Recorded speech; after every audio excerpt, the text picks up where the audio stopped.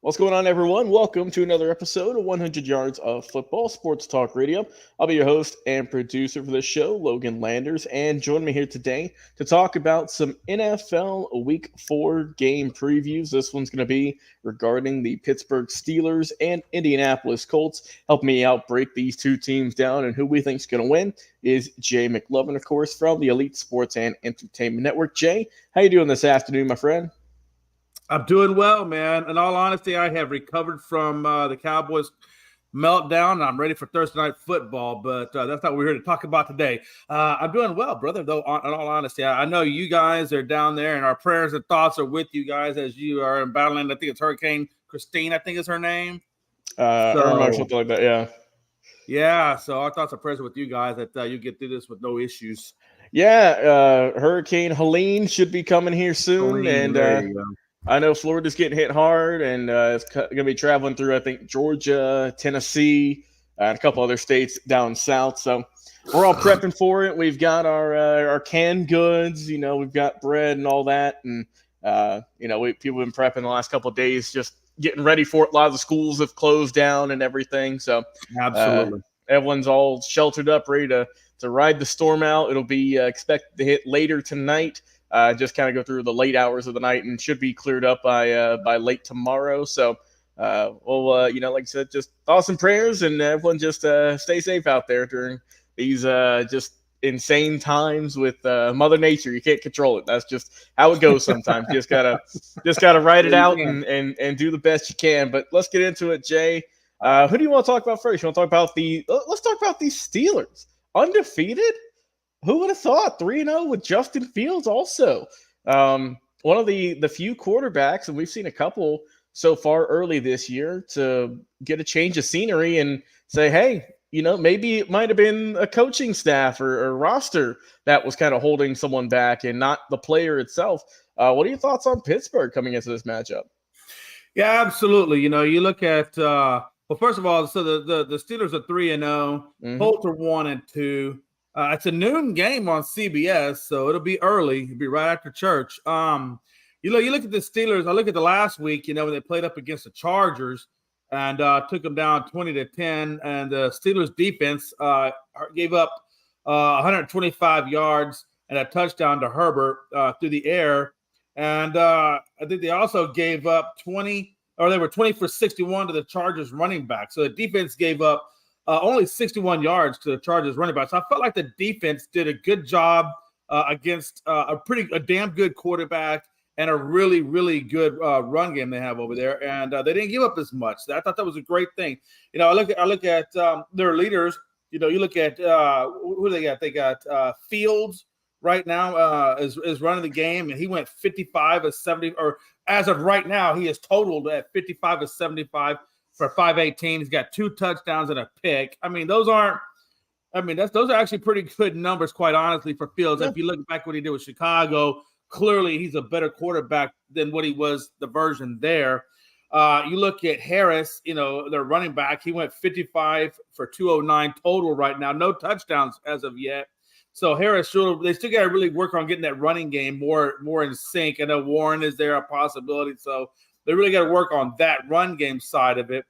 And then I look at George Pickens, who is totaled up right now 171 yards so far and on 13 receptions, but no touchdowns. So it's a very offensively limited team, but their defense is outstanding. And as long as that defense does their job and Fields doesn't turn the ball over and Najee and Jalen Warren don't turn the ball over, that's really all they need to do. And it reminds me of an old Baltimore Ravens style of team where, you had a conservative offense, but a highly touted defense. And I see that same scenario working with the Steelers. If it's okay, can I jump into the Colts real quick? Yeah, let's do it. Let's talk about it. You look at the Colts last week against the Bears, and they should have really mollywopped the Bears because I'm not a big believer in that O-line for Chicago. Neither am I a big believer in Caleb Williams. Everybody else, I think, does a good job. Having said that, they took out the Bears 21-16. That's a little closer than what I like to see from the Colts offense, especially when you got a young stud quarterback, quote unquote, like in Richardson. but Richardson has been very pedestrian-like. He went 10 for 20 at 167, but Logan, he logged in 2 interceptions, and he's gone 3 touchdowns. So he's very, very limited right now. This is not the Richardson we saw at the beginning of the season and last year when he got hurt. It's almost like something happened to him. I don't know if that injury is still lingering or what, but when you look at what the Colts are doing rushing, they got 33 carries for 150 and 3 touchdowns as well. So their run game seems to be still doing okay. And that's a large part due to Taylor.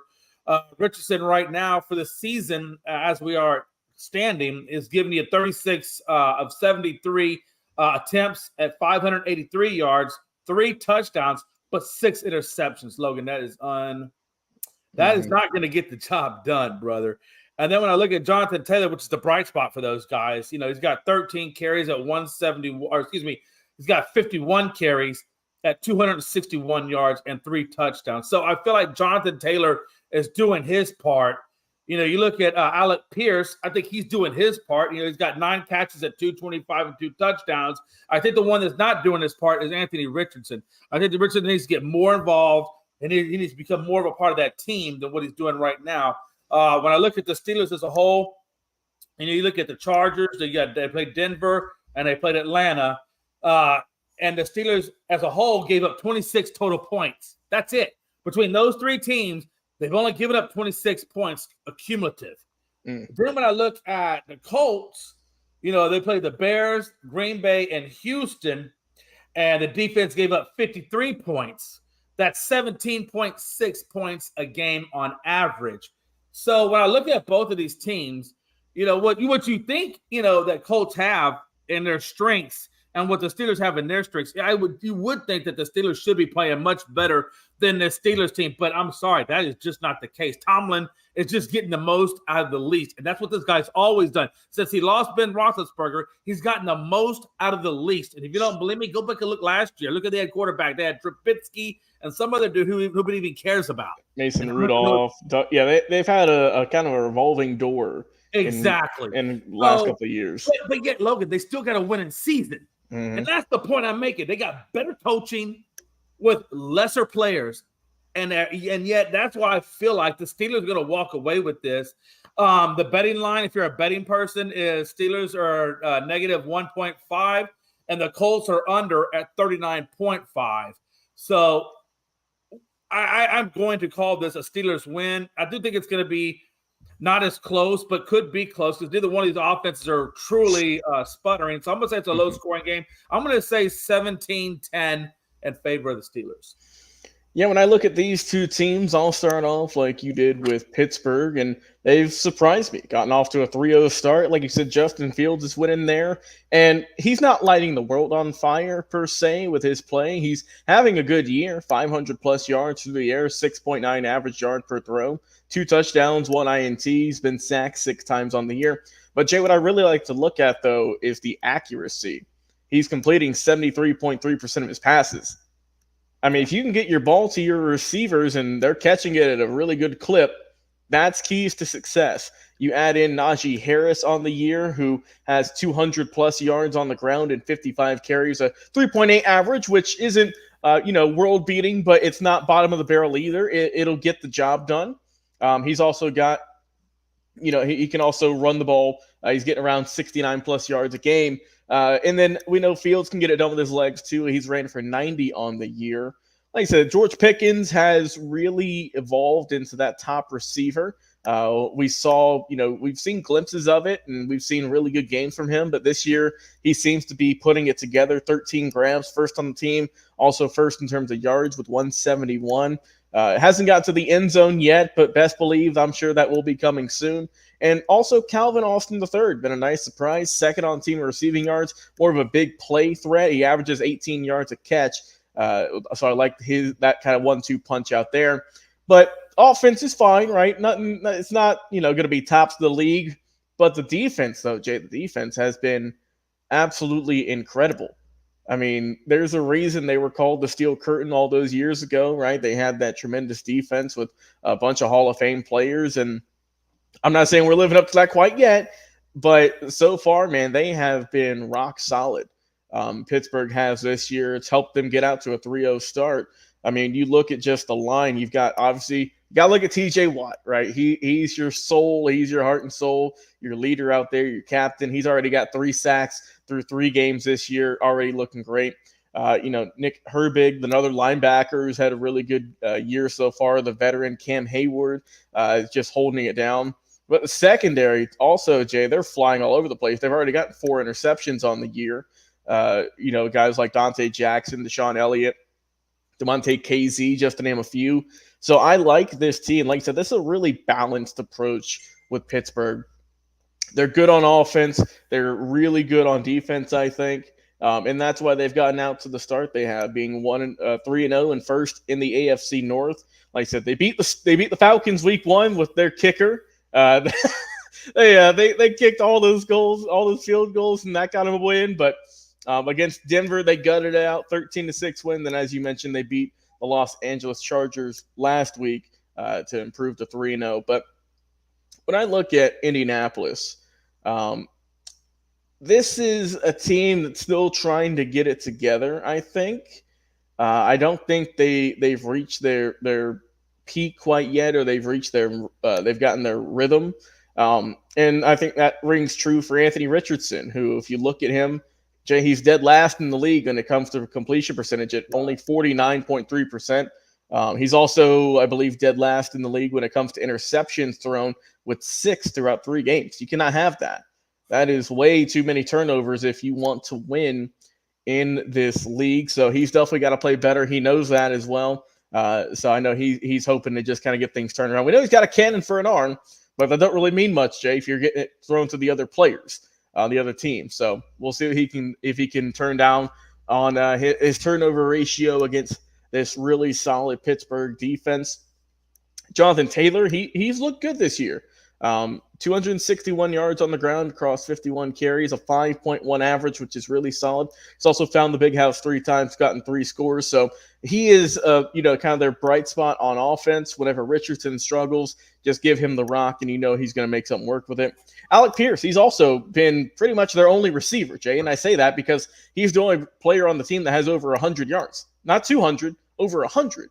He's got 225 on 9 catches with 2 touchdowns. The next person on the team that has the second most is Michael Pittman Jr. with 88 yards. So if I'm Pittsburgh, man, I'm doubling out Pierce. Let the other guys beat me. Let Michael Pittman Jr. put some work in. Let Ashton Dolan, Kylan Granson, the tight end, let those guys beat me and not Alec Pierce.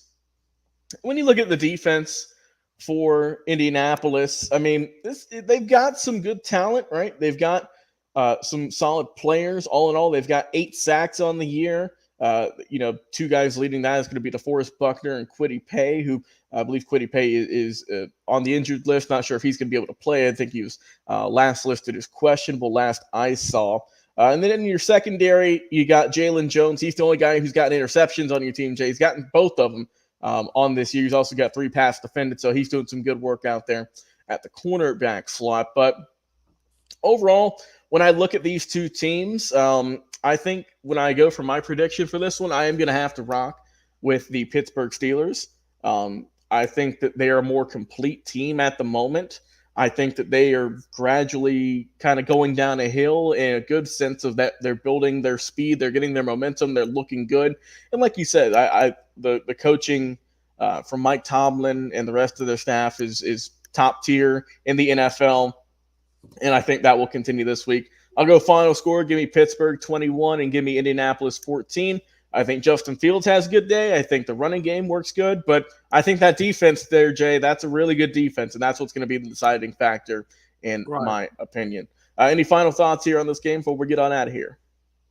Other than just the fact that I'm curious to see, number one, how Pittsburgh reacts to a mobile quarterback. Mm-hmm. And number 2, I'm curious to see if Richardson can bounce back into form, or is this just really another letdown in terms of quarterback play for another team. I mean, it just seems like, Richardson came out so hot and he hasn't played as hot. And so I'm curious to see what he brings tonight and if he can bounce back from the disappointment he's had the first 3 games. Yeah, and we will see what happens, man. It's going to be interesting, and it's going to be a good game, I think, on Sunday. Like I said, we want to hear your thoughts in the comments. Who's going to win? Will it be Pittsburgh? Will it be Indianapolis? We want to know on Facebook and YouTube. Until next time, this has been myself and Jay McLovin from the Elite Sports and Entertainment Network talking about some NFL previews for this upcoming Week 4 matchup between the Pittsburgh Steelers and the Indianapolis Colts. Guys, take it easy.